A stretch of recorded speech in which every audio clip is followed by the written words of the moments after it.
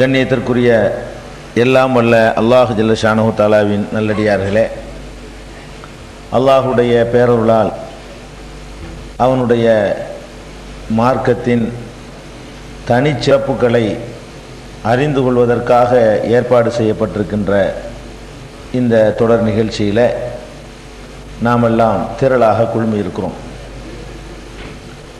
இந்த நிகழ்ச்சியில் இஸ்லாத்தினுடைய பல்வேறு தனிச்சிறப்புகளை இதுவரை நாம் ஒரு சிலவற்றை அறிந்திருக்கிறோம்.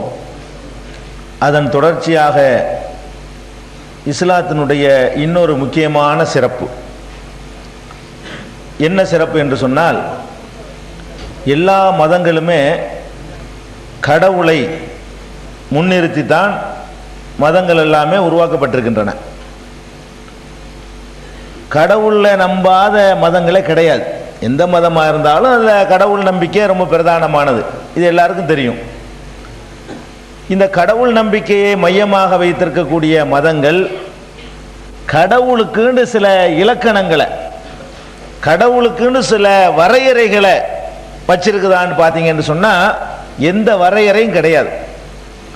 கடவுளுக்குன்னு சொல்லி கடவுள்னா இப்படி தான் இருக்கணும், எந்த ஒன்றுக்கும் ஒரு இலக்கணம் இருக்குல்ல.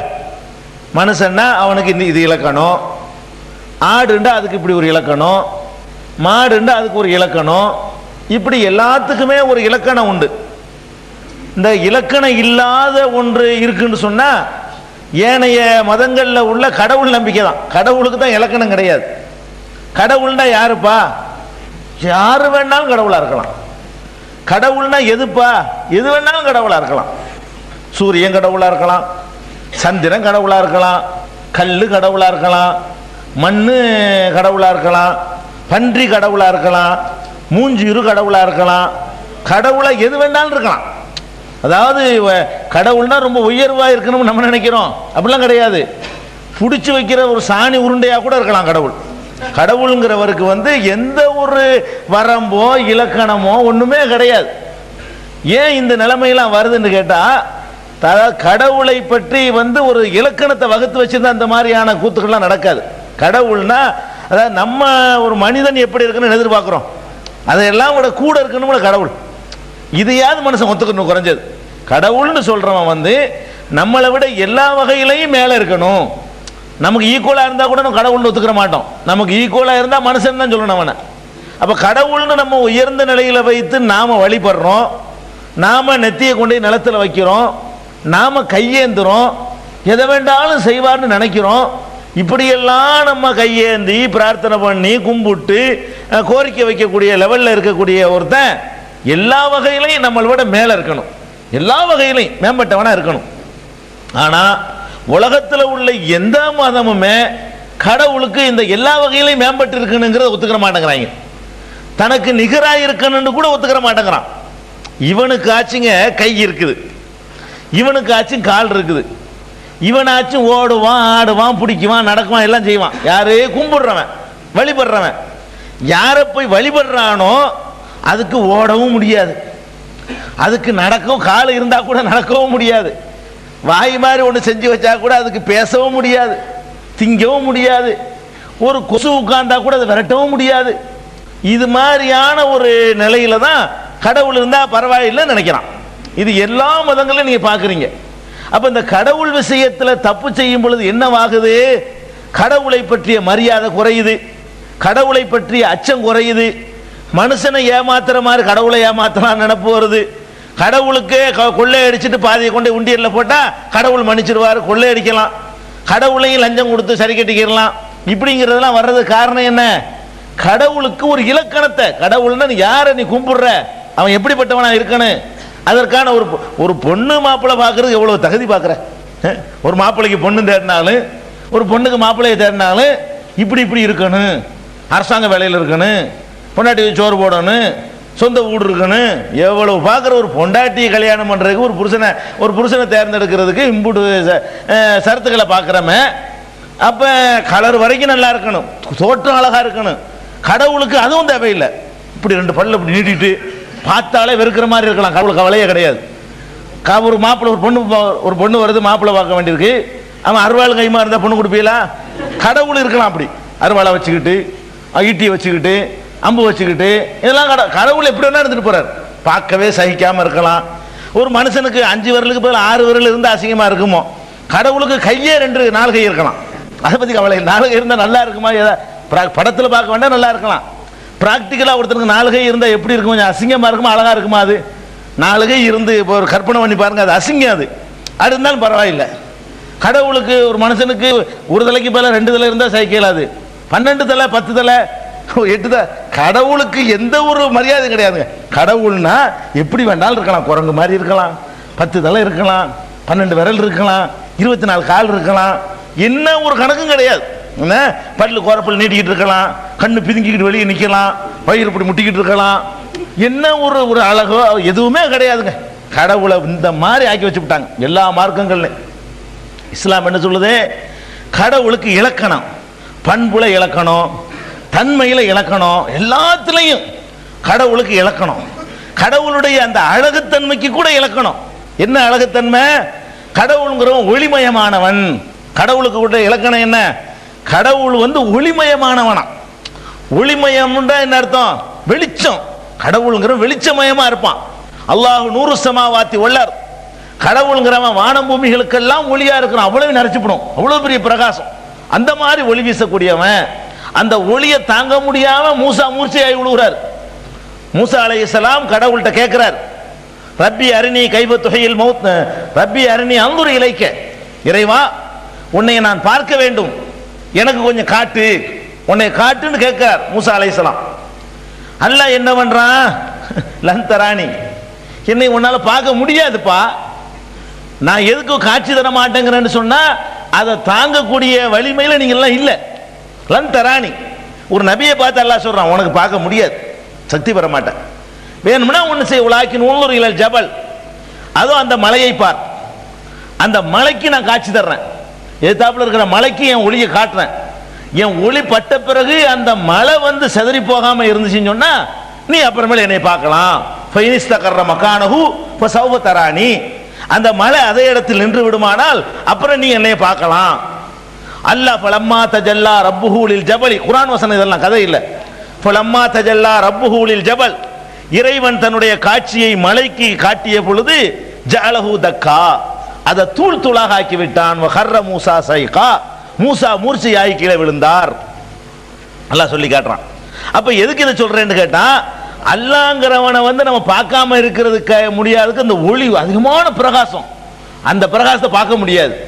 அதே நேரத்தில் அதை பார்க்கக்கூடிய ஒரு அம்சத்தையும் அல்லாஹ் தருவான் மறுமையில். இந்த கண்ணுக்கு அந்த சக்தி இல்லை. மறுமை நாளில் திரும்ப எழுப்பும் பொழுது எல்லாரும் இறைவனை பார்க்க முடியும். அந்த கண்களுக்கு இறைவனை பார்க்கக்கூடிய அந்த ஒளியை தாங்கக்கூடிய அளவுக்கு அந்த ஒரு பார்வையுடைய சக்தியை கூட தருவான். ஏன்னா வேற மாதிரி தான் நம்ம எழுப்பப்பட போறோம். நிறைய பலவீனங்கள் இல்லாம மறுமையில் எழுப்பப்படுவோம். இப்ப இருக்கிற பலவீனங்கள்ல நிறைய பலவீனம் நமக்கு இருக்காது அந்த மறுமை வாழ்க்கையில. அந்த பலவீனங்கள் இல்லாம இருக்கிற நேரத்தில் இறைவனை பார்க்க முடியும். உஜூஹுன் யௌமைதின் நாலிரத்துன் இலா ரப்பிஹா நாலிரா, அன்றைய தினத்தில் இறைவனை சில முகங்கள் பார்த்து கொண்டிருக்கும் இருக்குது. அந்த பார்க்கும் பொழுது எப்படி இருக்குன்னு தெரியுமா? அதுதான் கவனிக்கணும். அதாவது இறைவன் அழகானவன்கிறதுக்கு நான் சொல்ல வர்றேன். உலகத்தில் உள்ள எல்லா மார்க்கங்களும் கடவுள் அசிங்கமானவனா, அவனை விட அசிங்கமா இருக்குது கடவுள். இவன் யாரை போய் கும்பிடுறான போது அழகா இருக்கணுமா இல்லையா? கடவுளுங்கிறவன் நம்மளுக்கெல்லாம் அழகு தர்றவன், எல்லாத்தையும் அழகா படைச்சிருக்கிறவன். அகசன தக்வியுங்கிறான், மனிதன் அழகான வடிவத்தில் படைச்சிருக்கேங்கிறான். ஒமன் அகசன மினல்லாஹி சிபுகா, எனக்கு மேல வர்ணம் தீட்டுறவன் எவன்டா இருக்கிறான்? வர்ணம் அடிக்கிறவன், வர்ணம் நான் அடிக்கிற வர்ணத்துக்கு மிஞ்சி வர்ணம் அடிக்கிறவன் எவனாச்சும் இருக்கிறானான்னு கேட்கறான். என்ன அல்லா அடிக்கிற வர்ணத்தை நீங்க பாக்குறீங்க, மயில பாக்குறீங்க, அல்லா தான் வர்ணம் அடிச்சு வச்சுக்கிறான். மயில் இறக போய் பாருங்க, அல்லா அடிக்கிற கலர் எப்படி இருக்குது? எந்த ஓவியனுக்கு அடிக்க முடியாது. அப்படி அருமையா செலக்ட் பண்ணி வானவில்ல கலர் கொடுக்குறான் அல்லா. வானவில்ல பாக்குறீங்களா இல்லையா? அப்படி வர்ணம் தீட்டுறவன் ரப்புல் ஆலமீன். அப்ப இப்படி உலகத்துக்கெல்லாம் அழக வாரி வாரி வழங்குறவன் அவன் அசிங்கமா இருக்கலாமா? வயிற்றை துருத்திக்கிட்டு, பல்ல நிறுத்திக்கிட்டு, கண்ணத்தை பிதுக்கிக்கிட்டு, இது நான் கடவுளுக்கு லாயக்கு பெறுமா? அப்ப ரசூல் ஸல்லல்லாஹு அலைஹி வஸல்லம் சொல்றாங்க, நோன்பாளிக்கு 2 மகிழ்ச்சி இருக்குது, அதை விளங்கிக்கலாம் நீங்க. ஒன்று உலகத்தில் கிடைக்கிற மகிழ்ச்சி. என்ன மகிழ்ச்சி? நோன்பு திறக்கும் போது கிடைக்குது பாருங்க மகிழ்ச்சி, எவ்வளவு சந்தோஷமா இருக்குது. நோன்பை பட்னியா இருந்துட்டு அந்த ஒரு பேரிச்சம்பழம் உள்ள போகும்போது அதுக்கு ஒரு தனி சந்தோஷம் தான். அந்த மகிழ்ச்சி அடையணும். அது நோன்பாளிக்கு உள்ள ஒரு மகிழ்ச்சி. இன்னொரு மகிழ்ச்சி என்ன தெரியுமா? ஓ ஃபர்ஹத்துன் இந்த லிகாய் ரப்பிஹி, அல்லாஹ்வை பார்க்கும்போது கிடைக்கிற மகிழ்ச்சி. எவ்வளோ அழகா இருக்குன்னு பாருங்க அல்லாஹ் பார்க்கறது. பொண்டாட்டி பார்க்கும்போது ஒரு புருஷனுக்கு அழகா இருக்குல்லங்க, புது பொண்ணு புது மாப்பிள்ளை ஒரு தூரத்தை பார்த்து அழகா ரசிச்சிருவாங்களா இல்லையா? அந்த மாதிரி அல்லாஹ் பார்க்கும்போது அப்படி ஒரு சந்தோஷமா இருக்குமா. அப்ப இறைவனை அழகாக இஸ்லாம் அறிமுகப்படுத்துது. அவன் எப்படி இருப்பான்னு நமக்கு அந்த உருவத்தை நமக்கு அறிமுகப்படுத்தல. மறுமையில் பார்த்தா தெரிஞ்சுக்கிற போறோம், அல்லாஹ்வுடைய ரசூலும் பார்க்கல. ஆனா பார்த்தால் இன்பம் வரக்கூடிய அளவுல இருக்கும் அந்த அந்த காட்சி. வெறுப்படைகிற அளவுல இருக்காது. இப்படி இருக்காங்கல்ல, பெருசா எதிர்பார்த்துட்டு போவோம், அல்லவா இதுதான் அல்ல அப்படிங்கிற மாதிரி இருக்காது. வணங்குதா? இப்படி இப்படி இருக்கானா, இவ்வளவு அற்புதமாவா, இவ்வளவு அழகாவா, அதுல ஒரு புரிச்சு போயிருவோமா. அப்ப கடவுளை ரொம்ப அழகான ஒரு கோலத்தில் இஸ்லாம் அறிமுகப்படுத்துது. இஸ்லாம் சொல்லக்கூடிய கடவுள் அதுக்கு நிகர், அதனால வேற எந்த வடிவத்திலையும் கொண்டு வராதுங்குது. கடவுளை நீ என்ன மாதிரி வரைஞ்சாலும் சரி அதுக்கு நிகராகாது. நீ கடவுள் அழகா இருப்பாங்கிற ஒரு சித்தாந்தத்தை உலகத்துக்கெல்லாம் அழகா வாரி வழங்கக்கூடிய ரப்புல் ஆலமீன் அவன் அழகா இருப்பான்னு விளங்காதனால தானங்க மூஞ்சிரு மாதிரி வச்சுக்கிற கடவுளுங்கிற. கடவுள் அழகா இருப்பான்னு விளங்குனா பன்றியை பிடிச்சி கடவுளுங்க முடியுமா? கடவுள் அழகுன்னு ஒத்துக்கிற இதை விளங்கணுமா இல்லையா? கடவுள் மனுஷன் எப்படி வேணாலும் இருக்கலாம், அழகை கொண்டு ஒரு உயர்ந்தவன் தாழ்ந்தவன் ஆக முடியாது. ஆனா அல்லாஹ் அழகா இருக்கணுமா இல்லையா? படைச்ச ரப்புல் ஆலமீன் எல்லாத்துக்கும் அழகா கொடுக்குறவன் அவன் பார்க்க அசிங்கமா இருந்தா தனக்கு அழகு உண்டாக்க முடியாதவன் உனக்கு எப்படி அழகை தருவான்னு வந்துருமா இல்லையா? எல்லாத்துலயும் மிஞ்சிருக்கணும். அழகுல அவன் தான் மேல இருக்கணும், அறிவுல அவன் தான் மேல இருக்கணும், தோற்றத்தில் அவன் தான் மேல இருக்கணும், எல்லாத்துலயும் அவன் மேம்பட்டவனா இருக்கணும். அப்ப இந்த அழகானவன் என்று அல்லாஹ் இன்னல்லாஹ இன்னும் தெளிவாக சொல்றாங்க ரசூல் ஸல்லல்லாஹு அலைஹி வஸல்லம். இன்னல்லாஹ ஜமீலுன் யுஹிப்புல் ஜமால். அல்லாஹ்வே பேர் அழகன், அழகை விரும்புறான். எதுக்கு இது அல்லாஹ் இஸ்லாம் சொல்லி தருது தெரியுமா? கடவுள்னு சொல்லி கண்ட மாதிரி கற்பனை பண்ணி வரைஞ்சு வீணாக்கி நாசமாகி போயிடாது. கடவுளுக்கு உள்ள அழகுக்கு நிகராக அந்த மாதிரி அழகு கிடையாதுப்பா அப்படின்னு சொல்லும் போது நீ உருவத்தில் வடிக்க மாட்ட, என்னத்தை வடிச்சாலும் அந்த அழகை கொண்டு வர முடியாது அப்படின்னு சொல்லக்கூடிய ஒரு மார்க்கம். கடவுளுக்கு அற்புதமான ஒரு இலக்கணம் அழகன். கடவுளுங்கிறவன் அழகன் என்ற ஒரு இலக்கணத்தை இஸ்லாம் அழகா சொல்லுது. இப்படி எந்த மார்க்கும் கடவுளுக்கு இந்த இலக்கணத்தை என்ன செய்யல, சொல்லல. சரி, அந்த கடவுளுடைய அந்த தோற்றம் அழகோடு நின்றுகிருச்சா? இல்ல, ஒவ்வொரு தன்மைகளையும் துல்லியமா புட்டிச்சு ஒவ்வொரு தன்மையும் விழாவாரியா சொல்லுது. எப்படி சொல்லுது? கடவுளுங்கிறியா, கடவுளுக்கு தூக்கம் இருக்கக்கூடாது. எந்த மார்க்கத்திலேயாவது கடவுளுக்கு தூக்கம் இருக்கக்கூடாதுன்னு சொல்லியிருக்கானாங்க? கடவுள் நீ எதுக்குடா கும்பிடுற? கடவுள் எதுக்கு தேவை? கடவுள் ஷிஃப்ட் முறையில் கடவுளை கொண்டாட முடியுமா? ஒரு இத்தனை மணில இத்தனை மணி வரைக்கும் கடவுள் ஆபீஸை பூட்டிட்டு போயிட்டாரு கடவுள்னு சொல்ல முடியுமா? கடவுளுடைய ஆபீஸ் எல்லா நேரமும் இயங்கணுமா இல்லையா? கடவுள் வச்சிருக்கிற ஆபீஸ் அதுக்கு ஒரு முறை வச்சு தொழிலாளர் தினத்தில் தினம் வச்ச மாதிரி 8 மணி நேரம் தான் கடவுள் வேலை பார்க்குவாரு, அப்புறமேல 8 மணி நேரம் கொஞ்சம் ரெஸ்ட் வேணும், அப்புறம் 8 மணி நேரம் தூங்குவார்னா இதுக்கு கடவுளுக்கு சரிப்பட்டு வருமா? அப்ப கடவுள்னு சொல்லக்கூடியவனுக்கு உறக்கம் இருக்கக்கூடாது, எப்போதும் முழிச்சு கொண்டிருக்கணும், எல்லா வினாடியும் அவன் கண்காணிச்சுக்கிட்டு இருக்கணும். பல காரணத்துக்கு அவன் முழிக்க வேண்டியிருக்கு. ஒன்று, பல பேர் முறையிடுவான், அந்த முறையீடுகளை கேட்கறதுக்கு முழிச்சுக்கிட்டு இருக்கணும். பல விஷயங்களுக்கு ஆர்டர் பண்ண வேண்டியிருக்கு. உலகத்தில் ஒவ்வொரு வினாடியும் இத்தனை நடக்க வேண்டியிருக்கு. இந்த வினாடியில் ஒரு இடத்துல மழையை நிப்பாட்டணும், இந்த வினாடியில் ஒரு இடத்துல மழை பெய்ய வைக்கணும், 100 இடத்துல மழை பெய்ய வைக்கணும் இந்த வினாடி. அதே 100 இடத்துல மழையை நிப்பாட்ட வைக்கணும், 5 இடத்துல புயல் அடிக்க வைக்கணும் இந்த வினாடியில், 8 இடத்துல அடிச்ச புயல் நிப்பாட்ட வைக்கணும், 4 ஊர்ல கடலை கொந்தளிக்க வைக்கணும். இப்படி ஒரு வினாடியில் லட்சமே கட்டளை போட வேண்டியிருக்கு. ஒரு வினாடி நேரத்தில் லட்சக்கணக்கான உத்தரவுகளை, எவன் சாவணும், எவன் சாவக்கூடாது, எவன் நோய் போகணும், எவன் ஆக்சிடென்ட்ல மண்டையை போடணும், எவன் ஆஸ்பத்திரியில் போய் சாவணும், எல்லாம் ஆர்டர் போட்டுட்டே இருக்கணும். குல்லையோமின் ஹோபிஷான், ஒவ்வொரு நாளும் அவனுக்கு வேலை இருந்துகிட்டே இருக்குது. ஒவ்வொரு நாளும் வேலையிலேயே 24 hours ஒர்க் பண்ணக்கூடியவன் அல்லாஹ் ரப்புல் ஆலமீன் மட்டும்தான். அப்ப தூங்கக்கூடாதுன்னு இஸ்லாம் சொல்லுது. எத்தனை மார்க்கங்களை பார்க்குறோம். கடவுள்னு ஒருத்தனை ஒத்துக்கிட்டு அவர் தூங்கிட்டு இருக்காரு, இப்ப ரெஸ்ட்ல இருக்காரு, ஓய்வுல இருக்கிறாரு, அவர் திருப்பார் கடலில் தூங்கிட்டு இருக்கிறாரு. அப்படி திருப்பார் கடலில் பள்ளி கொண்டாயே ஸ்ரீமன் நாராயணா பாட்டெல்லாம் படிக்கிறான். திருப்பார் கடலில் பள்ளி கொண்டுறதா தூங்குறது, கடல்ல போய் அங்க பாய வச்சு தூங்கிட்டு இருக்கிறாரு அப்படிங்கிறது. ஒவ்வொரு நாளும் காலையில் அதை எழுப்புறதுக்குன்னு சுப்ரபாதம்னு பாட்டு, அதை படிச்சா தான் அது கடவுள் எந்திரிப்பாரு. அந்த மாதிரியான எழுப்பி விட்டு கோரிக்கை வைக்க வேண்டியிருக்கு. நம்ம போய் கடவுளை எழுப்பி விட்டு காவலை திருடன்றது காப்பாத்துறதுக்கு ஒருத்தர் காவலுக்கு போட்டா அவனை எழுப்பி விட்டு காவல் காக்க வைக்க வேண்டியிருக்கு. விளங்குதா? அந்த மாதிரி கதை. அப்ப எதுக்கு இதை சொல்றோம்னு கேட்டா, இஸ்லாத்துல பாருங்க, நம்மளுடைய மான மரியாதையை காப்பாத்துற மாதிரி, நம்மளை எவனு கிண்டல் பண்ண முடியும். நம்மளுக்கு ஒரு பாக்கியத்தை எல்லாம் தந்திருக்கான் அந்த மார்க்கத்தை, எவனு கிண்டல் பண்ண இயலாது. இந்த மாதிரி ஒருத்த மேட போட்டு ஒன்று பேச முடியுமா உங்கள? ஒன்றும் பண்ண இயலாது. அவ்வளவு அற்புதமான ஒரு தத்துவத்தை சொல்லி, கடவுள் தூங்க மாட்டாரு. லா தஅஹுதுஹு சினத்துன் வலா நௌமுன். கடவுளுக்கு அசதியோ தூக்கமோ கிடையாது. இப்படி அறகுறையான தூக்கம் இருக்க, அந்த அரை தூக்கமும் கிடையாது. முழுசா அசந்து தூக்குற தூக்கம் இருக்க, அதுவும் கிடையாது. இப்படி எந்த மார்க்கத்திலாவது சொல்லப்பட்டிருக்குதா? சொல்லி இருந்தா எல்லா நேரத்தும் கடவுளை பயந்து நடப்பானே. கடவுள் தூங்குறாரு நினைச்சுக்கிட்டு ராத்திரில கொள்ளடிக்கலாமே. கடவுள் முடிச்சுக்கிட்டு இருக்கும்போது நம்ம பார்த்துக்கிடுவோம், சுப்ரபாதம் பாடுற வரைக்கும் நம்ம பாட்டு கொள்ளடிப்போம். அவர் முடிச்சவன நம்மளை சுதாரிச்சுக்கிடுவோம், கொள்ளடிக்காம இருப்போம், ஏமாத்தி போடலாம். நினைப்பு வருமா இல்லையா? எல்லா நேரமும் முடிச்சுக்கிட்டு இருக்கிற கடவுளா இருக்கணுமா இல்லையா? அப்ப கடவுளுங்கிறவனுக்கு தூக்கம் இல்லை, கடவுளுக்கு தேவை. பாருங்களேன், எந்த கடவுள் தேவையில்லாத கடவுள்? எந்த மார்க்கத்தில் உள்ள கடவுளுக்கு தேவையில்லை? எல்லா மார்க்கங்கள்லையும் கடவுளுக்கு தேவை. தேங்காய் தேவை, பழம் தேவை, பூ தேவை, மெழுகுவத்தி தேவை, உண்டியல் தேவை, அதில் காணிக்க தேவை, எண்ணெய் தேவை, பால் தேவை, அபிஷேகம் தேவை, அது தேவை, இது தேவை, என்னென்னமோ தேவை. வாசம் தேவை, வாசம் அவருக்கு நம்ம அத்தனை பூசுற மாதிரி அவருக்கு அந்த வாசத்தெல்லாம் காட்ட வேண்டியிருக்கு. அவருக்கு வாசம் தேவை, என்னென்னமோ தேவை. இப்படி பொண்டாட்டியே தேவை கடவுளுக்கு. பக்கத்தில் பொண்டாட்டி புருஷன் நிப்பாட்டி வைக்கிற கடவுள்லாம் உண்டு.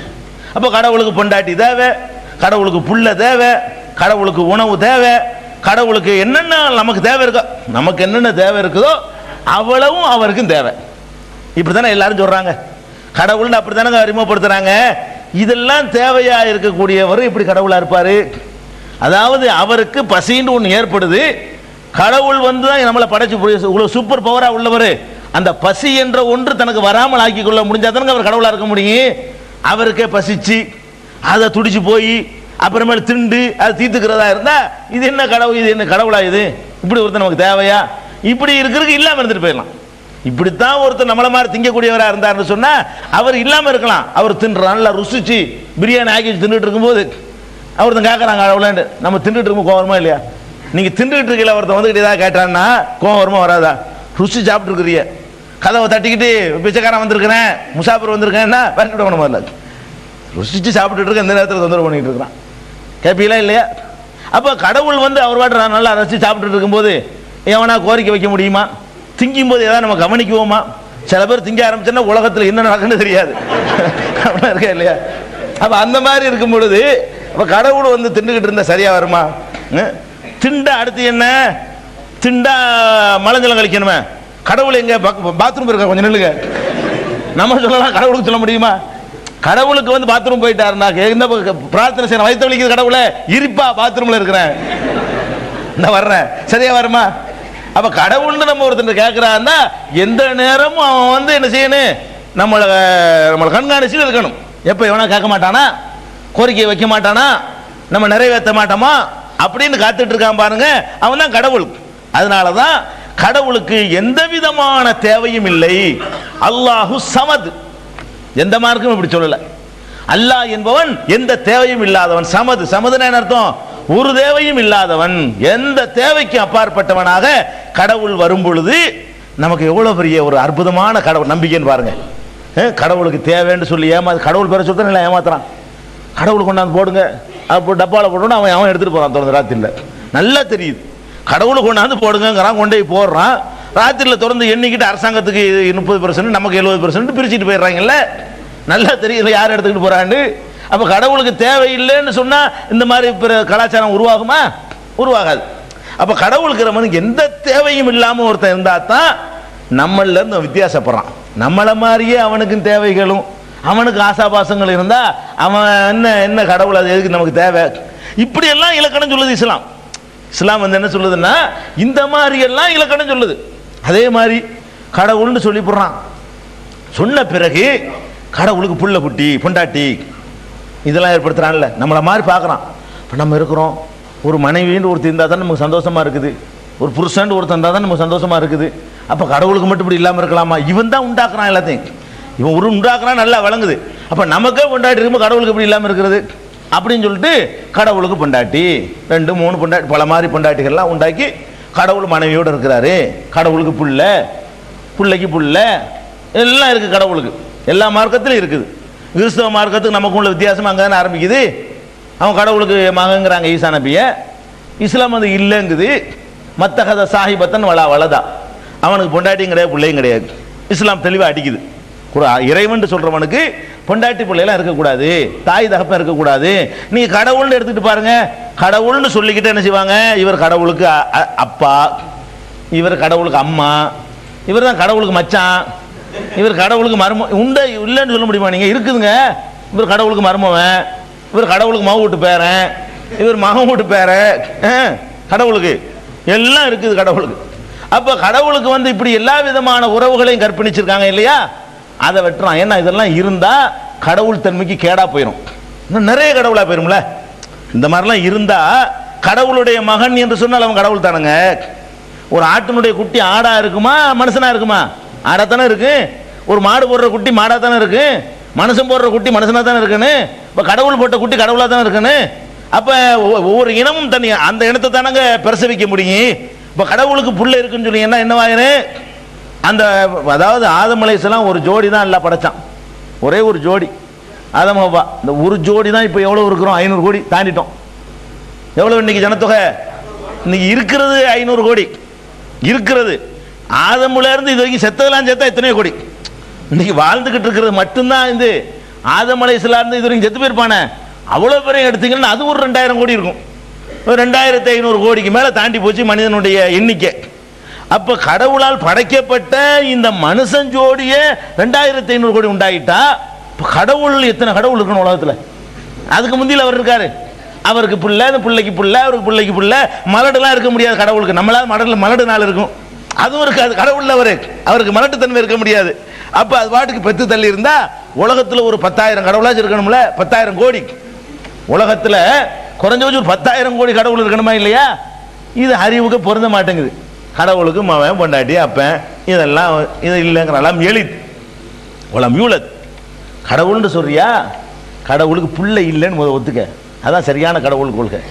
கடவுளுக்கு தாய் தகப்பன் இல்லைன்னு ஒத்துக்க. தாய் தகப்பன் இருந்து அவனே கடவுள் ஆயிட்டு போயிடலாம்.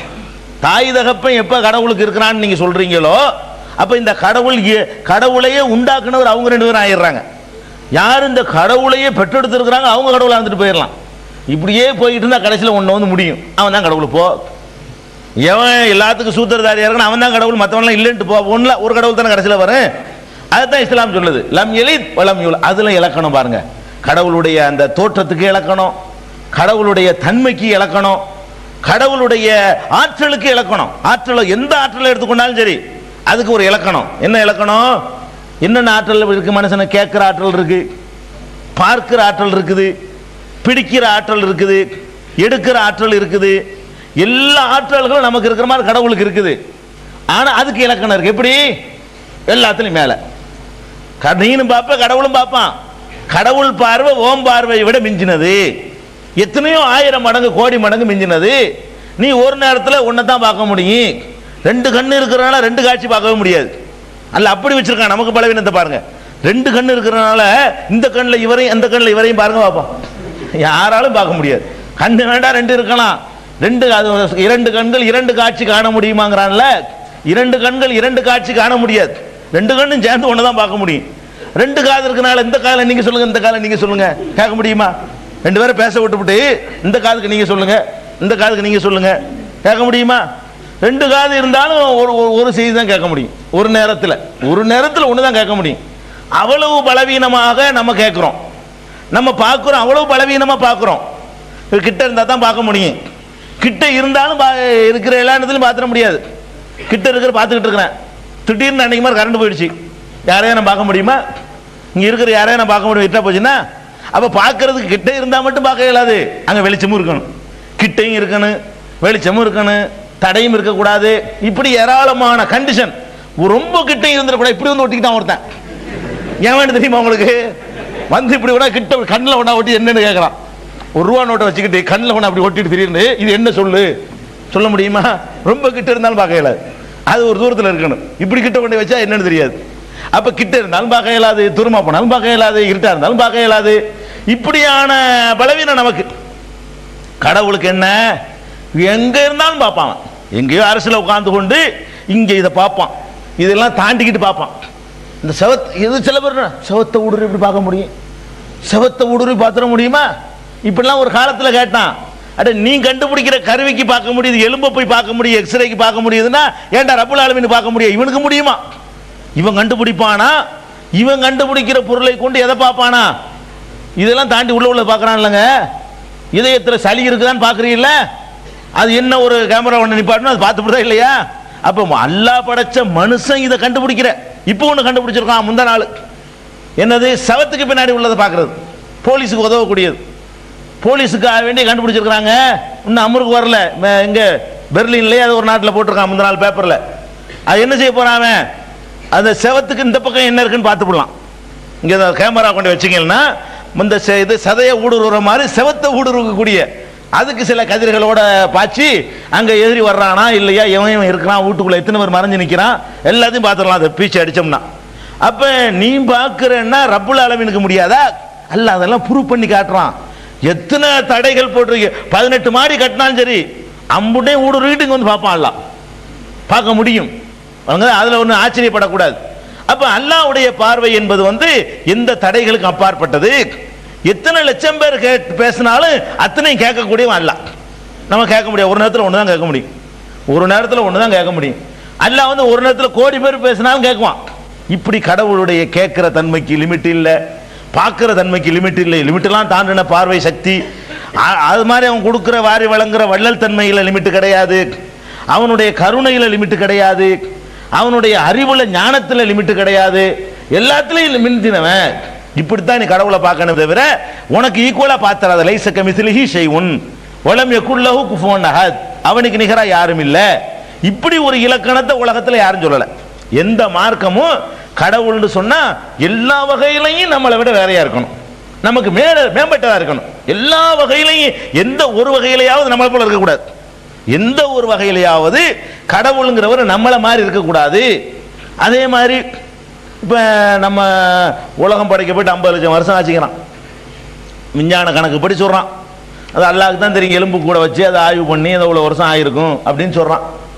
அந்த 50 லட்சம் வருஷத்துக்கு முந்தைய அல்லாஹ் இருக்கிறான், ஆதமுக்கு முந்தைய அல்லாஹ் தானே படைக்கிறான்.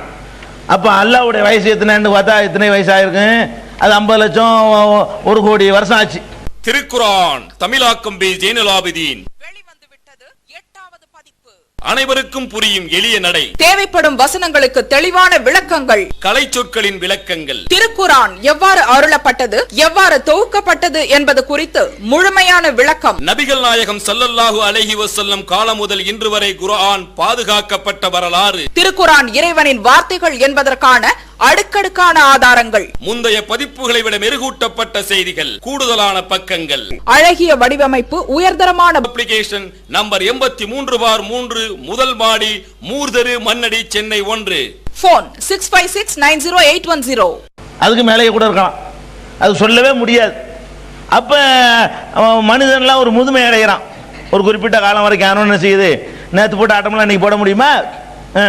இன்னைக்கு இளைஞராக இருக்கு, முறுக்கு நரம்பு முறுக்கு இருக்குது, ஆடுவீங்க பாடுவீங்க. இன்னொரு 20 வருஷம் ஆனால் என்ன அவங்க இருக்கிற ஆட்கள் முக்கால்வாசி பேர் 20 வருஷம் போகட்டுமே, நிற்க முடியலைங்க, குனிய முடியலைங்க, நடக்க முடியலைங்க. அதான் கதை. அப்படி ஆகுதா இல்லையா?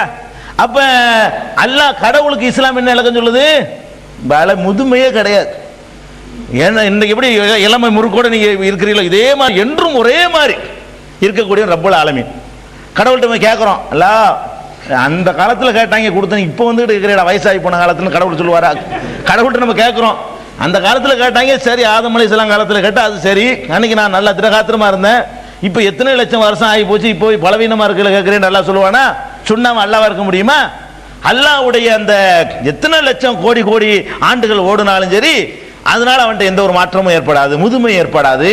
கடவுளுங்கிறவனுக்கு முதுமை இல்லை, கடவுளுக்கு நோய் இல்லை. எவனாச்சும் எந்த மார்க்கமும் அப்படி சொல்லுதாங்க? கடவுள்னு சொன்னா முதுமை கிடையாது. கடவுள்னா நோய் இருக்கலாமா? கடவுளுக்கு நோய் இருந்தா என்ன ஆகுறதுங்கிறேன். 2 நாள் காய்ச்சலா இருக்காரு, அப்புறமேல் வாங்கன்னு சொல்ல முடியுமா கடவுளுக்கு? அப்ப உலகம் உன்னோட முட்டி மோதி செதறி சின்ன நாசமா போயிருமே. ஒவ்வொரு வினாடியும் உத்தரவு போடுறான்ல, அந்த உத்தரவு பிரகாரம் தான் எல்லாம் சீரா இயங்கிக்கிட்டு இருக்குது. சூரியன் சந்திரன் எல்லாம் அதனுடைய கோள்களில் சுத்துறதுக்கு படைச்ச இறைவனுடைய ஆர்டர் கட்டளை தான் காரணம்.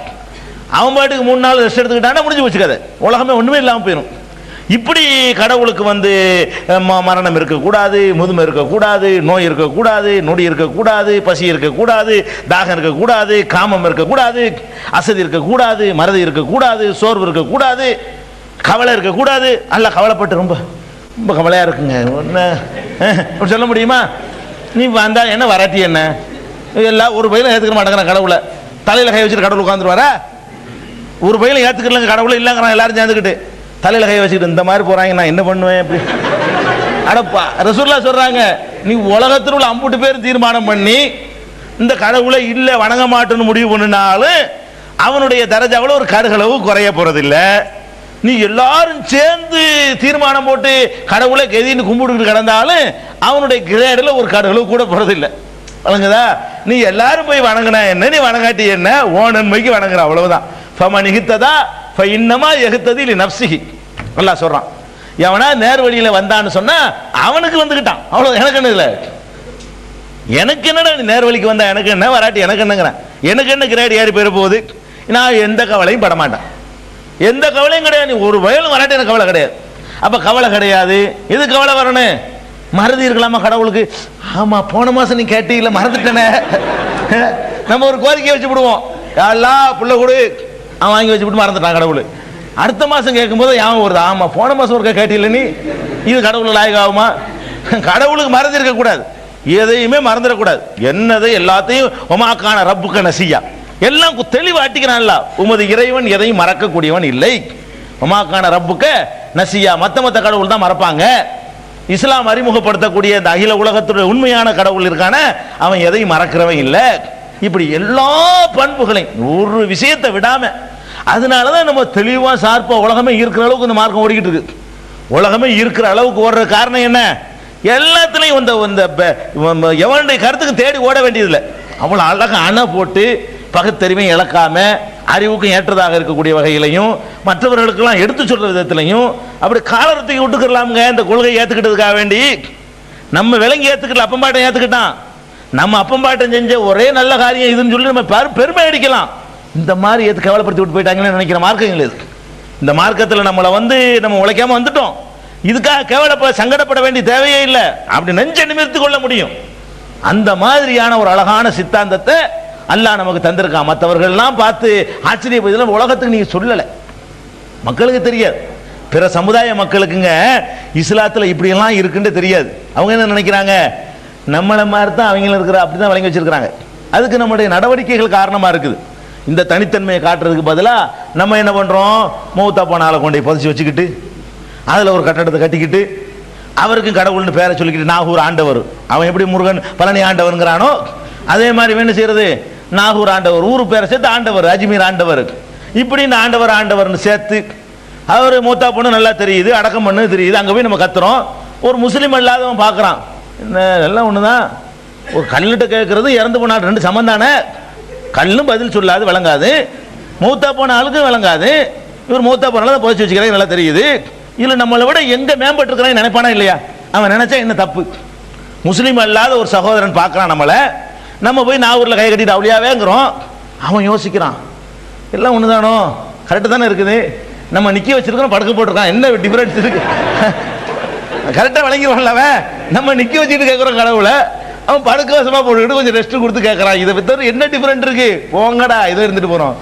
அதில் அப்படி தானே போச்சு. இப்போ இஸ்லாத்தின் அந்த தனித்தன்மை இப்படிலாம் இஸ்லாம் சொல்லுதுங்கிறது பிற மக்களுக்கு தெரியலை. ஏன் தெரியலை? அவன் குரானை படிச்சு விட்டா இஸ்லாத்தை தெரியுமா, உங்களை தான் வந்து பார்ப்பான். அவன் இஸ்லாத்தை அறிந்து கொள்வதற்கு யாரை பார்க்கணும், நம்மளை தான் பார்ப்பான். அவன் பக்கத்து உள்ள ஒரு முஸ்லீம் இருப்பான், அவனை பார்ப்பான். இவர் மாதிரி அவன் நாவராண்டர் தர்கா படத்தை வச்சு பத்தி குளிச்சு வைப்பாரு. ஓ நாங்கள் முருகனுக்கு நீங்கள் எப்படி வைப்பீங்களோ, அதான விஷயம். அவன் எப்படி ஒரு சாமி படத்துக்கு பத்தியை கொளுத்துவானோ அது மாதிரி நீங்கள் என்ன பண்ணுறீங்க, நான் ஒரு தர்காவை போட்டு படம் போட்டு அதில் ஒரு பத்தியை கொளுத்து வைக்கிறீங்க. அவன் பார்க்குறான், பக்கத்து வீட்டுக்காரன் ஏதோ ஒரு வேலைக்கு வந்திருப்பான், எல்லாம் ஒன்று தான் போல இருக்கு. தெய்வங்கள் மாறுதே தவிர கொள்கை எல்லாம் ஒன்று தான். தெய்வங்கள் மாறு, அதுவும் கட்டடம் தான், இதுவும் கட்டடம் தான், இதுவும் படம் தான், இதுவும் கேட்காது அதுவும் கேட்காது, இதுவும் பேசாது அதுவும் பேசாது, எல்லாம் ஒன்று தான். அப்போ நம்ம ஒரு மனித மாதிரி உருவத்தில் வைக்கிறோம், கட்டடம் மாதிரி வச்சிருக்கிறாங்க, எல்லாம் ஒன்று தான் நினைக்க வேணா இல்லையா? அப்படித்தானுங்க இன்னைக்கு இஸ்லாம் வளராமல் போச்சு. நீங்கள் இந்த கொள்கையை ஒழுங்காக சொல்லியிருந்தா எங்கேயும் இருக்குமாங்க. இந்த மாதிரி சிறுக்கு தர்காலாம் ஒழிச்சு கட்டியிருந்தீங்கன்னு சொன்னால் நம்ம நடவடிக்கைகள்லாம் அந்த ஒரே இறைவன் போனால் கவனிப்பான். ஒரே மாதிரி சரக்கு இருந்தால் எவன் தான் வித்தியாசமாக இருந்தால் வாங்குவானா இல்லை? எங்கள் பஜாரில் எல்லாம் ஒரே மாதிரி இருக்கு, ஏன் வாங்குவான்? வாங்க மாட்டான். ஒருத்தன் வித்தியாசமாக ஒன்று போடுறான், அப்போ என்ன செய்யும்? வித்தியாசமாக இருக்குன்னு பார்க்குவான். குறைந்த மின்சாரத்திலையும் எரியக்கூடிய டீப் லைட்னா வாங்குவான், வோல்டேஜ் கம்மியாக இருக்கும்போது. எல்லாம் ஒரே மாதிரி இருந்தால் அவன் ஏன் உன்னை தேடி வர்றான்? எல்லாம் ஒன்று தானே. நம்ம உயர்ந்த சரக்கு வச்சுக்கிறவங்க வந்து அதை உயர்ந்த சரக்குன்னு காட்டணும். அதுக்கு தகுந்த மாதிரி நம்ம மதிக்கணும். முதல்ல நம்ம உயர்ந்த சரக்கு வாங்கணும். உயர்ந்த சரக்கு வீட்டுக்குள்ளே வச்சுக்கிட்டு வெளியே போய் மட்டமானதை வாங்குறான். வீட்டுக்குள்ளே அழகான சமைக்கிறது எல்லாம் தெரிஞ்ச பொண்டாட்டி வச்சுக்கிட்டு ஹோட்டலில் போய் திங்கிற மாதிரி தான். அந்த மாதிரி அற்புதமான கொள்கையை கைக்குள்ளே வச்சுக்கிட்டு என்ன செய்யறான்? வெளியில் போய்கிட்டு அந்த கொள்கையை காட்டுறான், இதான் எங்கள் கொள்கை அப்படின்னு சொல்லிட்டு. இந்து மக்கள் நம்மகிட்ட பிச்சை கேட்க இப்படி சொல்லுவாங்க. இந்துக்கள்கிட்ட போய் பிச்சை கேட்கும்போது சிவன் முருகன் ஏதாச்சும் கேட்பாங்க. முஸ்லீம் வீட்டில் பிச்சை கேட்கறதுக்கு என்ன யூஸ் பண்ணுறான்? நாகூர் ஆண்டவர் உங்களுக்கு துணை செய்வார், கொடுங்க. எப்படி விளங்கி வச்சிருக்கான் பார்த்தீங்களா? ஒரு முஸ்லீம் இல்லாத ஒருத்தன் முஸ்லீம் வீட்டில் பிச்சை கேட்க வர்றான். பாயின்னு தெரிஞ்சுக்கிட்டா எப்படி கேட்பான்? நாகூர் ஆண்டவர் அருள் புரியட்டும், கொடுங்க. அப்போ நம்முடைய கடவுள் யாரு? அவன் விளங்கி வச்சிருக்கான் பாருங்க. அவனுக்கு நம்ம என்ன அறிமுகப்படுத்தியிருக்கிறோம்? முஸ்லீமுடைய கடவுள் நாகூர் ஆண்டவர். அதான் நீங்க அறிமுகப்படுத்திருக்கிறீங்க. அல்லாஹ் அருள் செய்யட்டும்னு சொல்லி எந்த பிச்சைக்காரன் உங்கள்ட்ட கேட்டான்னு சொல்லுங்க. எந்த பிச்சைக்காரனா நம்மள்ட்ட முஸ்லீம்கிட்ட வந்துக்கிட்டு அல்லாஹ் உங்களை காப்பாற்றணும், அல்லாஹ் நிறைய தருவார்னு சொல்ல மாட்டான். நாகூர் ஆண்டவருடைய கிருபை, நாகூர் ஆண்டவர் கருணை செய்யட்டும், எங்களுக்கு தாங்க, இப்படிதான் கேட்கறான். அப்ப மற்றவர்கள் எல்லாம் இஸ்லாத்தினுடைய கடவுள் இதாண்டு விளங்கி வச்சிருக்கிறான். ஆனா அது அல்ல. எல்லா வகையிலையும் தனித்தன்மையான கொள்கையை கொண்டது இஸ்லாமிய மார்க்கத்தினுடைய கடவுள் கொள்கை. அப்படி ஒரு அற்புதமான கொள்கை இஸ்லாத்தினுடைய கொள்கை. இது எல்லாத்துக்கும் மேல முக்கியமான ஒரு அம்சம், கடவுள்னு சொல்லிக்கிட்டு அவர் வந்து சூப்பர் பவரா இருக்கணும். கடவுளுக்கு அதிகாரத்தையாச்சும் முழுசா கொடுக்குறான், கொடுக்க மாட்டேங்கிறான். இந்த அதிகாரத்தையும் வந்து கூறு போடுறான். கடவுள்னு சொல்லிக்கிறான். இந்த கடவுள் வந்து இந்த வேலையை மட்டும் பார்ப்பாரு, இந்த கடவுள் வந்து இந்த வேலையை பார்ப்பாரு. இந்த மந்திர சபை அமைக்கிறான் இல்லைங்க, அந்த மாதிரி தான் மனிதர்கள் அமைக்கிற மந்திர சபையில் எப்படி இருக்கு? இவர் மின்சார அமைச்சர், இவர் வந்து பாதுகாப்பு அமைச்சர், இவர் வந்து உள்துறை மந்திரி, இவர் வந்து வெளியுறவுத்துறை மந்திரி, இவர் கல்வி, இவர் வந்து மருத்துவம், இவர் வந்து மனிதவள மேம்பாடு, இவர் அந்த இது எளவும் என்னென்ன இதே மாதிரி. இப்படி மனிதன் இலாக்கா பிரிக்கிற மாதிரி என்ன செய்யறான்? கடவுளை பார்க்குறான். ஒரு கடவுளுக்கு எப்படி இந்த உலகத்தை நிர்வகிக்க முடியும்? அவன் நினைக்கிறான். ஒரு ஆள் உட்காந்துட்டு முடியும் பார்க்க முடியுமா? சரிப்பட்டு வராத. ஒரு ஆள் உட்காந்து பார்க்க முடியுது. இந்த மந்திர சபை டிஸ்மிஸ் பண்ணிட்டு கவர்னர் ஆட்சியில் ஒருத்தர் தான் பார்க்குறாரு. மனிதன்லயே இதெல்லாம் வேஸ்ட். இந்த வீங்களுக்கு இத்தனை சம்பளம் கொடுக்கறது. மந்திர சபையை டிஸ்மிஸ் பண்ணிவிட்டு ஒரே ஒரு கவர்னர் தான் இருப்பார். அப்புறம் அந்த கவர்னர் இருக்கும்போது இதே தான் நடந்துகிட்டு இருக்கும். இது அவ்வளவு வேலையும் நடக்கும். இந்த மந்திர சபை இருக்கும்போது என்ன நடக்குதோ அவ்வளவும் கவர்னர் ஆட்சியிலையும் நடக்கும். இத்தனை மந்திரிலாம் இருக்க மாட்டான், ஒரே ஆர்டர் தான். அதே போலீஸ் அந்த கவர்னர் உத்தரவு கேட்டு நடக்கும். மனிதன்ல இது சாத்தியமாகும் போது ஏன் கடவுளுக்கு சாத்தியம் அப்படி நினைக்க மாட்டேங்கிறான். இவன் நினைக்கிறான், வாஜ்பாய்க்கே முடியல, இத்தனை பேர் வச்சிருக்காரு, இப்போ அல்லாவுக்கு முடியும் அப்படி நினைக்கிறான் இவன். அதனால என்ன செய்வோம்? இந்த கடவுள் வந்து காப்பாற்றுற வேலை, இந்த கடவுள் அழிக்கிற வேலை, இந்த கடவுள் வந்து காத்தல் அழித்தல் படைக்கிற வேலை. இவர் படைச்சிக்கிட்டே இருப்பார். இவர் படைக்கிறது மட்டும்தான் அவர் வேலை. அது எவ்வளோ நாளைக்கு வைக்கணும் அந்த அதிகாரம் அவர் கிடையாது. படைச்சு படைச்சு விட்டுட்டே இருக்க வேண்டியதான், கோடி கோடியா. ஒருத்தர் இருப்பார் காலி பண்றதுக்கு. இதுல எத்தனையோ காலி பண்ணலாம், எப்ப காலி பண்ணலாம்? அழிக்கிறவர். இவர் பாட்டுக்கு செஞ்சு செஞ்சு ஒரு 1000 செஞ்சு போட்டுருவாரு. 1000ல் எத்தனையை வைக்க அந்த அதிகாரம் அவர் கிடையாது. 1000 செஞ்சு போட்டுற வேண்டியதான். இன்னொருத்தர் இருப்பாரு, இதுல ஒரு 300 எடுத்து இன்னைக்கு உடைக்கணும். இந்த பானையில 1000 பானையில 300 பானை இன்னைக்கு உடைக்கணும், நாளைக்கு வந்து 10 பானையை உடைக்கணும், இன்னைக்கு எந்த பானையும் உடைக்க கூடாது. எல்லாம் யார் பண்ணுவா? அது வேற ஒருத்தர் உட்கார்ந்து பண்ணுவார். அதுக்கு அதோட இருந்தாலும் பரவாயில்லை. அப்படி அழிக்கப்படும் போது காப்பாற்றுறதுக்கு ஒருத்தர் நிற்பாரு. அவனுக்கு அழிக்கிற கடவுள் ஒரு இருக்கிற மாதிரி காக்கிறதுக்கு ஒரு கடவுள் இருப்பார். அவர் என்ன செய்வாரு? அழிக்கும் போது அழிக்காத அப்படிம்பாரு. இப்ப என்ன சண்டை வந்தாலும் வந்து கடைசியில் இவர் அழிக்க போவ அவர் காக்க போவ என்ன நடக்கும்? இப்ப நான் இருக்கிறேன், என்னை வந்து நான் காக்கிற கடவுள் இருக்கார்ல, அவருக்கு நல்லா பூஜையெல்லாம் பண்ணி அவருக்கு நான் முண்டியல்ல காணிக்கெல்லாம் போட்டு அவரை கூல் பண்ணி வச்சிருக்கிறேன். என்னை காப்பாற்ற நினைக்கிறார் அவரு. அப்ப அழிக்கிற ஆள் வர்றாரு, உன் டைம் முடிஞ்சிருச்சு, அழிக்க போறேன், கடவுளே காக்கிற கடவுளே காப்பாத்து. அவர் வர்ற, டாய் அழிக்காத, பொழைச்சு போடும். நானும் கடவுள் நான் அழிப்பேன், முடியாது, நான் விட மாட்டேன். இப்ப என்னவாகும்? 2 கடவுள் அடிச்சுக்கிற வேண்டியதான். அழிக்கிற கடவுளை என்ன அழிக்க நினைக்குவாரு, அவரும் கடவுளை அழிக்க நினைச்சா அழிஞ்சிடணும். கடவுள்ல நினைக்கிறாரு, அவர் காக்கிற கடவுளை காப்பாற்ற வர்றாரு. நான் காப்பாற்றப்படணும். இப்ப நான் காப்பாற்றப்பட்டாலும் ஒரு கடவுள் அவுட்டா போயிடுறாரு, நான் அழிக்கப்பட்டாலும் ஒரு கடவுள் அவுட்டா போயிடுறாரு. நான் அழிக்கப்பட்டேன்னு சொன்னா அப்ப காக்கிற கடவுள் ஒண்ணுமில்ல ஆயிடுது. நான் காப்பாற்றப்பட்டேன்னு வைங்க, அழிக்கிற கடவுள் தோத்து போயிடுறாரு. அழிக்க நினைக்கிறார், அழிக்க முடியல. முடியாதால் கடவுளாக முடியுமா? இது போங்க நிறைய எழுதி போடுங்கம்மா.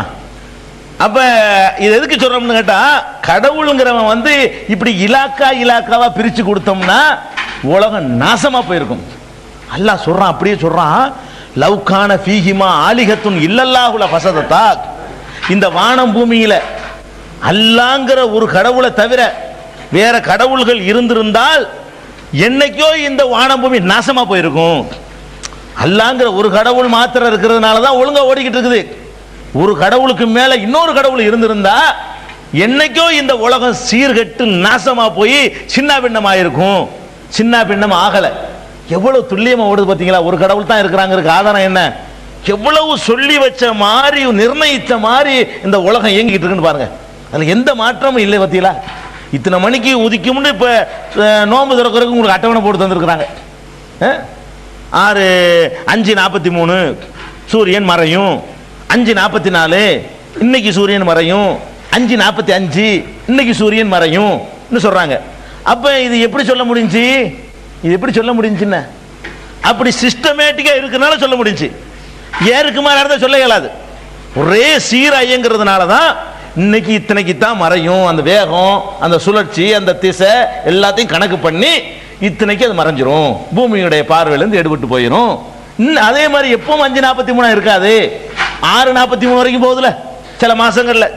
இப்பதான் 5:43 இருந்து ஆரம்பிக்குது, 42 இருந்து. இதே மாதிரி காலமெல்லாம் 5:42 இல்ல. அது ஒரு மாசம் 6:45 மகரிப் தொழுவோம். 7 மணிக்கெல்லாம் கூட சமயத்தில் என்ன செய்யும், 6:55 கூட மகரிப் வரும். அப்போ எந்தெந்த நாளில் எப்ப மறையும்னு சொல்லி இன்னைக்கு நம்ம கணிக்க முடியுதுன்னு சொன்னா இது சீரா இயங்குதா இல்லையா? உலகம் சீரா இயங்குது, ஒரே மாதிரி சிஸ்டமேட்டிக்கா இயங்குது. அதே மாதிரி கிரகணம் ஏற்படுதுங்கிறான். கரெக்டா ஏற்படுதா இல்லையா? 10 வருஷத்துக்கு பின்னாடி ஏற்படுற கிரகணத்தை இப்ப சொல்ல முடியும், இன்னைக்கு சொல்ல முடியும். விஞ்ஞானிகள் கணிச்சு இந்த வருஷத்துல 2009 இந்த ஊர்ல இத்தனை மணிக்கு சந்திர கிரகணம் ஏற்பட்டு இத்தனை மணிக்கு அது மறையும், விடுபடும். இது இன்னென்ன ஊர்களில் தெரியும், இன்னென்ன ஊர்களில் இவ்வளவு நேரத்துக்கு தெரியும், இவ்வளவு இன்னென்ன ஊர்களில் முழுசா இருக்கு, இன்னென்ன ஊர்ல பாதி கிரகணமா இருக்கு. இதையெல்லாம் சொல்றான். சொன்னபடி நடக்குது. 1000 வருஷத்துக்கு பிந்தி உள்ளதையும் சொல்லலாம். 1000 வருஷத்துக்கு 3000 இருக்க, 3000த்துல எப்ப கிரகணம் வரும்னு சொல்லலாம். நம்ம 3000த்துல இருக்க மாட்டோம், அதனால நம்ம சொல்றது இல்லை. அதனால எவ்வளவு வச்சுக்கலாம், ஒரு 10 வருஷத்துக்கு எடுத்து பாருங்க, அதே மாதிரி இருக்கும், சொல்லி வச்ச மாதிரி இருக்கும். அப்ப எப்படி இவனால கணிக்க முடியுது துல்லியமா? சீரா இயங்குது. இந்த இயக்கம் வந்து அவ்வளவு துல்லியமா சீரா இருக்குது. இந்த சீரா இருக்கிறதுக்கு காரணம் என்ன சொல்றான்? அல்ல ஒருத்தன் இருக்கிறதாங்கிறான். 2 பேர் இருந்தா அவன் என்ன செய்வான்? இங்கிட்டு திருப்புடா சூரியன், என்ன இப்படி போயிட்டு இருக்கிற, இப்படி திருப்பு. அவன் ஒருத்தன் சொல்லுவான், இப்படித்தான் திருப்புவேன். அடிச்சு சாவணுமா இல்லையா? என்ன ஆகுங்கிற, இவன் சூரியனை பிடிச்சி இங்கிட்டு இழுக்க, அவன் அங்கிட்டு இழுக்க, முட்டி மோதி உலகமே இல்லாமல் போயிடும். ஒரு வாட்டுக்கு ஒருத்தன் சொன்னாங்க, ஒரு 2 முதலமைச்சர் இருந்தால் ஒரு நாடு உருப்படுமா? 2 பிரதமர் இருந்தால் உருப்படுமா? துணை பிரதமர் போட்டு நாசமாக்கி விட்டாங்க. பார்க்குறோம், ஈக்குவலா 2 பேரை கொண்டு வச்சா என்ன ஆகும்? ஒரு நாடு, ஒரு கம்பெனிக்கு 2 சமமான 2 முதலாளி இருந்தால் என்ன ஆகும்? எவனுக்காச்சும் ஒருத்தர் கூடுதல் அதிகாரம் இருந்தால் அது ஒழுங்காக போயிட்டு இருக்கும். சமமா ஈக்குவலா எல்லா வகையிலையும் 2 பேர் என்ன வேண்டாலும் செய்யலாம்னு சொல்லி போடாங்கன்னு சொன்னா ஒன்றும் இல்லாமல் போயிடும். அப்ப ஒரு வீட்டுக்கு 2 முதலாளி இருக்க முடியாது, ஒரு கடைக்கு 2 முதலாளி இருக்க முடியாது, ஒரு நாட்டுக்கு 2 பிரதமர் இருக்க முடியாது. அப்போ உலகத்துக்கு மட்டும் 2 கடவுள் இருக்கலாமா? இப்படி இலாக்காக்கள் பிரிக்கிறான் பாருங்க, அதை போட்டு மிதிக்குது இஸ்லாம். இலாக்காலாம் கிடையாது. ஏன் எனக்கு என்ன பலவீனம்? இந்த மூணு காரியத்தில் ஒரு காரியத்தை படைக்கிற காரியத்தெல்லாம் செய்யும் போது காக்கிறது பெரிய கஷ்டமோ? படைக்கிறது கஷ்டம் தான். அப்படி பார்த்தா 10,000 கோடி பேரை படைக்கிறது கஷ்டம் தான். 10,000 ஜீவராசிகளை எறும்புல இருந்து யானையில இருந்து எத்தனையோ படைச்சிருக்கிறோம், அதுவே கஷ்டம் தான். உனக்கு எனக்கு லேசா இருக்குல்ல. படைக்கிற லேசா இருந்தா அது காக்கிறது லேசு, அழிக்கிறது லேசு. ஒருத்தன் செய்யும் போது சண்டை வராது. யாரை எப்ப அழிக்க நினைக்கிறான்னு அவன் தான் தீர்மானிப்பான். இன்னொருத்த வந்து ஏன் கேட்க இயலாது. அங்க கேட்க இயலும். 3 கடவுள் 4 கடவுள் தானே செய்ய முடியும், கேட்க இயலும். இவன் என்ன பண்றான்? இப்படிப்பட்ட ஒரு மார்க்கத்தில் உட்கார்ந்துக்கிட்டு இவன் பிரிக்கிறான். அதே மாதிரி நம்ம ஆள் பண்ற கூத்துருக்கு பாருங்களேன். இந்த நாகூர் பக்கம் தஞ்சாவூர் பக்கம் போனீங்கன்னா ஒவ்வொன்றுக்கும் ஒரு தர்கா வச்சிருக்கான். பேய்க்குன்னு ஒரு தர்கா, அந்த இலாக்கா அவருக்கு டிபார்ட்மெண்ட். அது மாதிரி விசா வெளிநாட்டுக்கு போறதுக்கு அதுக்கு ஒன்று இருக்குது. பேயின்னா ஏர்வாடிக்கு போ, அந்த டிபார்ட்மெண்ட் எல்லாம் யார்கிட்ட கொடுத்துட்டான்?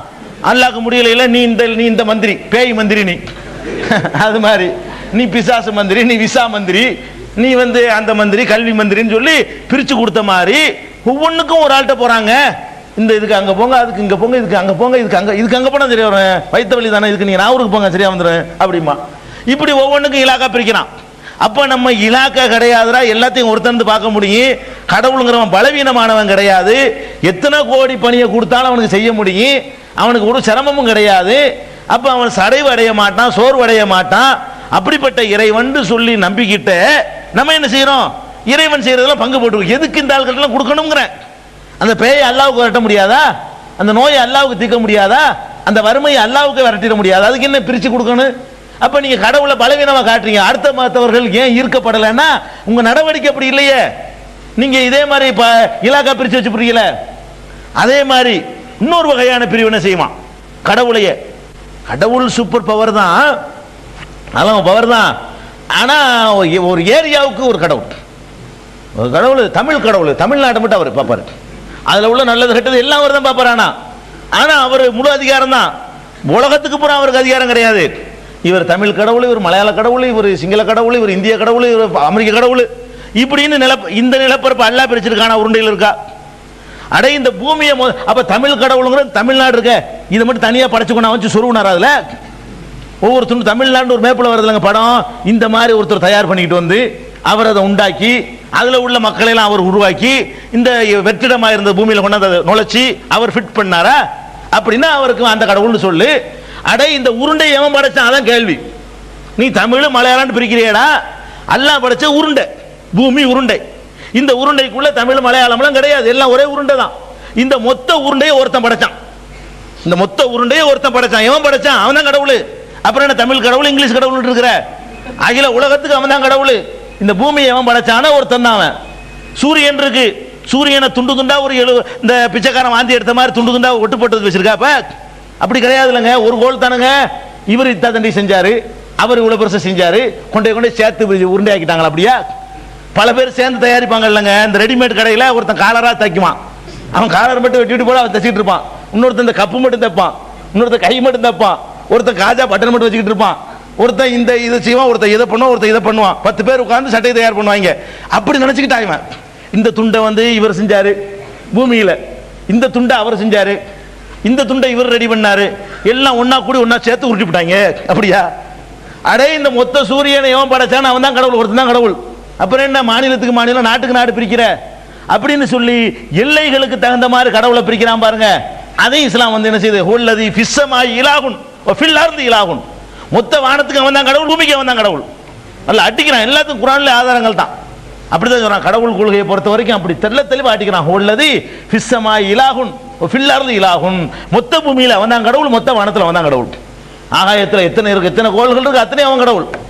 எத்தனை நீ பூமியில எத்தனை கண்டங்கள், எத்தனை கிரகங்கள், எத்தனை மண்டலங்கள், எத்தனை மாவட்டங்கள், எத்தனை மாநிலங்கள், எத்தனை நாடுகள் இருக்கோ எல்லாம் நீ பிரிச்சுக்கிட்டது. எல்லாத்துக்கும் நீ தான், நான் தான் கடவுள் அப்படி சொல்லக்கூடிய ஒரு மார்க்கம். அப்ப கடவுளை அந்த மாதிரி கூறு போடுறது முடிச்சாச்சு. அதுலயும் நம்ம தப்பு பண்றோம். என்ன பண்றோம்? வடநாட்டுக்காரனுக்கு அஜ்மீர் பார்த்துக்கிடுவாரு, தமிழ்நாட்டுக்காரனுக்கு இவர் தமிழ் பகுதியை கவனிக்கிறதுக்கு நாகூராண்டவர், அகில இந்தியாவை கவனிக்கிறதுக்கு அவர் யாரு? அஜ்மீர். அப்புறம் உலகளாவிய அளவில் கொஞ்சம் பெரிய மொய்தீன் அப்துல் கார் ஜிலானி இருக்காரு. இப்படி நம்ம என்ன செய்யறோம்? அந்த வட்டம் மாவட்டம் மாநிலம் மாதிரி பிரிச்சு அநியாயமானதான் செய்யறோம். அப்ப நம்முடைய நடவடிக்கைகள் வந்து இந்த கடவுள் கொள்கைக்கு ஏற்றதாக இல்லாதனால தான் பிற மதத்தவர்கள் பார்த்து வெறுக்கிறாங்க. பிற மதத்தவர்களை பார்த்து என்ன இருக்கலாங்க, ஒன்றும் இல்லை, தப்பி போட்டு ஏமாத்திருக்காங்க, ஒன்றும் இல்லை, எல்லாம் நம்மள ஒன்று தான் அப்படிங்கிற மாதிரி போகுது. அதனால இந்த கடவுள் கொள்கையில ஒரு தெளிவான ஒரு பார்வை வந்து உலகத்துல இஸ்லாமிய மார்க்கம் மட்டும்தான் சொல்லி இருக்குது. எந்த மார்க்கத்துடைய கடவுள் கொள்கையிலையும் இப்படிலாம் கிடையாது. கடவுள்னு சொன்னா ஒரு காலத்துல இல்லாம இருந்து பிறந்திருப்பாரு. வேற எந்த மார்க்கத்தை எடுத்து பாருங்க. ஒரு காலத்துல கடவுளுக்கு வயசு சொல்லுவான், கடவுள் இந்த பிறந்தாரு அப்படிமா.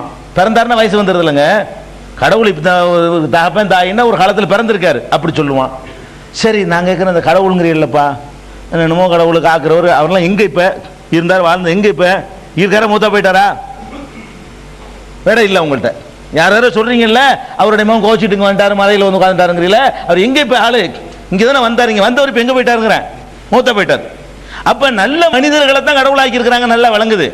ஏனைய மக்கள் என்ன தப்பு செஞ்சாங்கன்னா, மனிதர்களா இருந்திருப்பாங்க, கடவுளை வணங்குப்பான்னு சொல்லியிருப்பாங்க, அவங்களையே கடவுள் ஆக்கி இப்படி நிறைய கடவுளை உண்டாக்கி விட்டாங்க. இதே மாதிரி தான் நம்மளும் பண்ணிட்டு இருக்கிறோம். இந்த சமுதாயமும் லானல்லாஹுல் யஹூத வன்னசாரா இத்தஹது குபர் அம்பியாஹி மசாஜித. இந்த யூதர்கள் கிறிஸ்தவர்கள்லாம் இறந்து போன நபிமார்களை கடவுளாக்கி விட்டாங்க, வணக்கஸ்தலமாக்கிட்டாங்க, அவங்க நாசமா போனாங்க, நீங்கள் அப்படி பண்ணிடாதீங்க அப்படின்னு ரசூலுல்லாஹ் எச்சரிக்கிற காரணம் என்ன? எல்லா மதங்களையும் இந்த பல கடவுள் கொள்கை வந்து மனிதர்களை வச்சு தான் வந்திருக்குது. அந்த வாசலெல்லாம் இஸ்லாம் அடைச்சி இந்த ஒரு கடவுள் கொள்கையிலையும் கடவுளுடைய இலக்கணத்திலையும் தெளிவான ஒரு பார்வை சொல்லுது. இந்த கடவுள் இலக்கணத்தை நீங்க மற்றவர்கள் அறிமுகப்படுத்துறாந்தா ரெண்டு விஷயத்தை மனசுல வச்சு பண்ணுங்க. ரொம்ப கஷ்டமெல்லாம் பட வேண்டியதில்லை. இஹ்லாஸ் சூரா எல்லாருக்கும் தெரியுமில்ல, குல் ஹுவல்லாஹ் அஹத், அதுக்கு அர்த்தம் சொல்லுங்க, அதில் எல்லாம் அடங்கி போச்சு.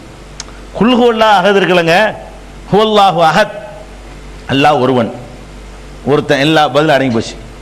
அல்லாஹு சமத், அல்லாஹ்ங்கிறவன் எந்த தேவையும் இல்லாதவன், அதுல அவ்வளோ இது அடங்கி போச்சு. அப்புறம் லம் யலித், அவன் யாரையும் பெறவில்லை, புள்ள குட்டி இல்லை.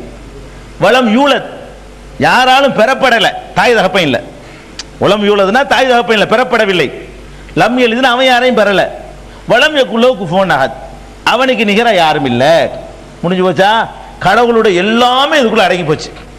அதுக்கப்புறம் நபி ஸல்லல்லாஹு அலைஹி வஸல்லம் ரொம்ப சிலாயித்து சொன்ன ஆயத்துல் குர்சி உங்களுக்கெல்லாம் தெரியும். அந்த ஆயத்துல் குர்சியும் கடவுளுடைய இலக்கணங்கள் அப்படியே அழகா வர்ணிக்குது. அல்லாஹு லா இலாஹ இல்லாஹு, அல்லாஹ் இருக்கான் எப்படிப்பட்டவன் தெரியுமா?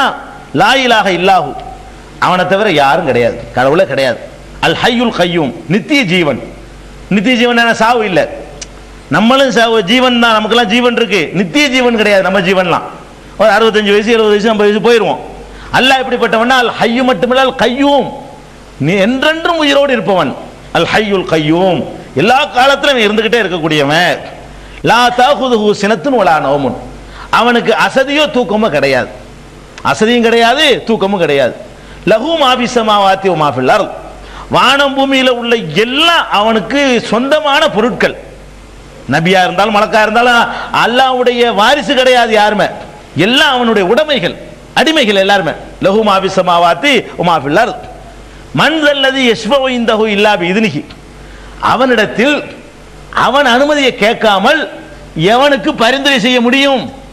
சில பேர் நினைச்சுக்கிட்டு இருக்கிறான், இவங்கெல்லாம் நமக்கு சிபாரிசு பண்ணி வாங்கி தந்துருவாங்க அப்படி நினைக்கிறான்ல, அதுக்கு அல்லாஹ் கொடுக்குறான். எதுக்குடா என்கிட்ட சிபாரிசு? என்கிட்ட சிபாரிசு எனக்கு தெரியாத எல்லாம் என்கிட்ட சிபாரிசு பண்றாங்க, என்கிட்ட பர்மிஷன் கேட்கணும். இவருக்கு நான் சிபாரிசு பண்ணலாமான்னு, நான் சரின்னு சொன்னா சும்மா பண்ணணும், எனக்கு தெரியும், ஒரு ஃபார்மாலிட்டிக்காக நான் சரின்னு சொன்னா நீ பண்ணலாம் அப்படின்னு சொல்றான். மன் ஸல்லதி யஷ்ஃபஉ இன்தஹு இல்லா பிஇذனிஹி, என்னோட அனுமதியை கேட்காமல் என்னிடத்திலே பரிந்துரை செய்வோன் யார் இருக்கிறார்? யஅலமு மா பைன ஐதீஹிம் வ மா கல்ஃபஹும், முன்னாடி உள்ளதையும் அவன் அறிவான், பின்னாடி உள்ளதையும் அறிவான். அல்லாஹ்வுடைய தன்மை முன்னாடி இருக்கிறது தான் நமக்கு தெரியும், முன்னாடி இல்லாத அவ்வளவு இதெல்லாம் முன்னாடி இல்லை அத்தனை அவன் அறியக்கூடியவன்.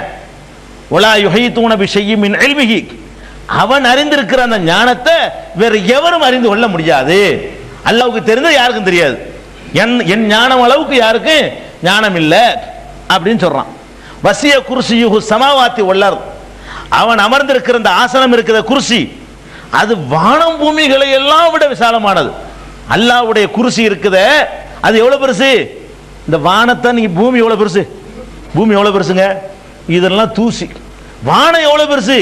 அதெல்லாம் தூசி. அதுக்கு மேல பிரம்மாண்டமான ஒரு சிம்மாசனத்தின் மீது நான் வீற்றிருக்கிறேன் அப்படின்னு சொல்றான் அல்லாஹ். வசிய குர்சி ஸமாவாத்தி வல் அர்த், அவனுடைய குர்சி வந்து மூன் பப்ளிகேஷன்ஸ் வெளியீடுகள்.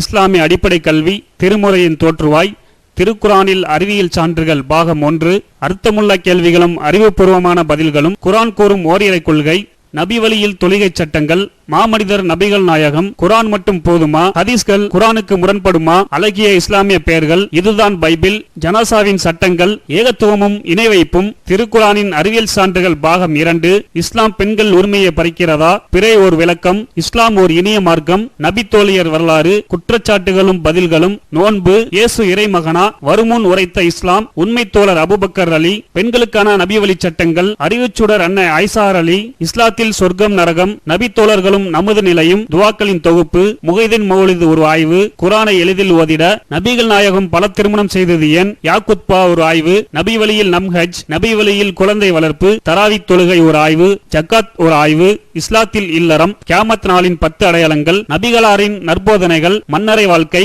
பைபிளில் நபிகள் நாயகம், இஸ்லாத்தின் பார்வையில் பில்லி சூனியம், தர்கா வழிபாடு, நபிகளாரின் இறுதி நாட்கள், இஸ்லாமிய கொள்கை, சரியான ஹதீஸ்களும் தவறான ஹதீஸ்களும், சந்திக்கும் வேளையில் கொள்கை விளக்கம், மார்க்கம், பேய் பிசாசு உண்டா, கற்பனை கதைகள், நவீன பிரச்சனைகளும் தீர்வுகளும், தப்லிக் தாகலிம் தொகுப்பு, சுபகானா மௌலிது ஒரு ஆய்வு, மனிதனுக்கேற்ற மார்க்கம், நேர்ச்சையும் சத்தியமும், மனனம் செய்வோம், விளக்கப்பட்ட உணவுகள், அர்த்தமுல்லா இஸ்லாம், குர்பானியின் சட்டங்கள், தொழுகை, இஸ்லாத்தின் பார்வையில் கனவுகள், இஸ்லாமிய திருமணம், இறைவனிடம் கையேந்துங்கள், மீராஜும் அதன் படிப்பினைகளும், வேதம் கொடுக்கப்பட்டோர் யார் மற்றும் prophet Mohammed the greatest man மற்றும் டிவிடிகள் கிடைக்கும் இடம் மூன் பப்ளிகேஷன் 83/3 மூர் தெரு, முதல் மாடி, மண்ணடி, சென்னை 1. Phone number 65690810.